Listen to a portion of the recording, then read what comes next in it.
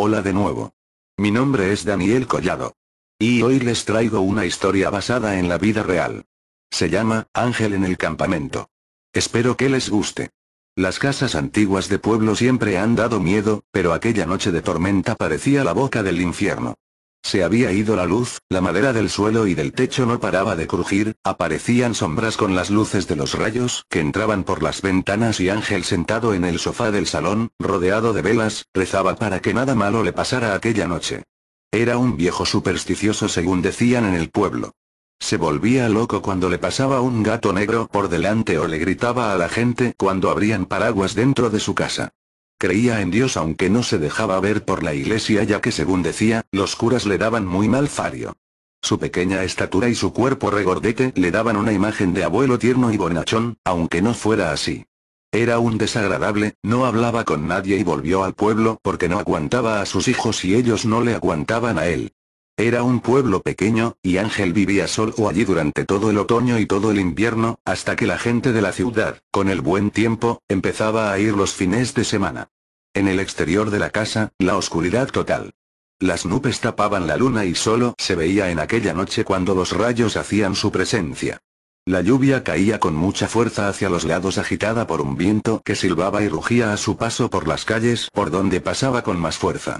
Ángel, sentado en el sofá maldecía la tormenta con insultos que salían de su boca cada vez que escuchaba el estruendo de un nuevo trueno.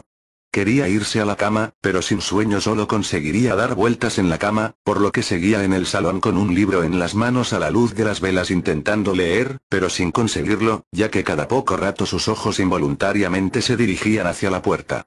Era como un niño pequeño asustado en su habitación, con la diferencia de que los niños pequeños no tienen una escopeta al lado, y Ángel, sí. Pensaba que si entrara alguien pero aquella noche le daba igual tener una escopeta que no, lo que le esperaba no se podía evitar con un arma de fuego.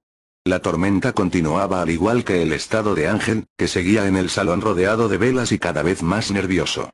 Maldito viejo miedoso pensó mientras hacía el amago de levantarse no me atrevo ni a ir al baño cogiendo una vela se levantó y se dirigió al baño que estaba nada más salir de salón a mano derecha. ¿Pero qué creo que me va a pasar? ¿Que se me va a comer algún monstruo? Iba pensando todo tipo de cosas cuando se dirigía hacia el baño. Tan ocupada tenía la cabeza que no se acordó del escalón y pisando en falso se empotró contra la pared y cayó al suelo empezando a gemir de dolor. Mientras estaba en el suelo no tenía miedo, solo se preocupaba de taponar los dos caños de su nariz que sangraban a borbotones.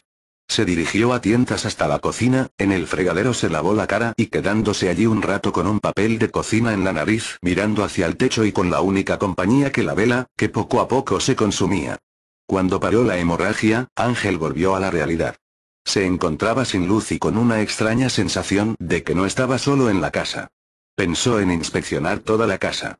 Volvió al salón y cogió la escopeta. Con ella se dirigió a las escaleras para subir al piso de arriba. Las escaleras eran de madera, viejas y carcomidas. Se quedó un momento pensando antes de empezar a subir. Por su cabeza pasaron todo tipo de pensamientos que desechó, y con firmeza comenzó a subir. Cada escalón que pisaba rechinaba con más fuerza que el anterior. Las paredes blancas con desconchones no se apreciaban por la falta de luz, solo se veía el final de la escalera cuando la breve luz de los rayos se colaba por las ventanas del primer piso. Escalón a escalón, crujido a crujido, Ángel se acercaba al final de la escalera con la escopeta fuertemente agarrada. Aunque aquella noche no le serviría de nada. Llegó al final de la escalera, aunque no se apreciaba Ángel sabía que el primer piso constaba de una antesala cuadrada con 5 puertas. 2 a la derecha, 2 a la izquierda y una enfrente a las escaleras. Esta última era la del baño y las de los laterales eran las puertas de los dormitorios. Ángel caminó casi de puntillas intentando no hacer ruido. Cada vez tenía más afianzada la sensación de que en aquella oscura casa de pueblo no estaba solo.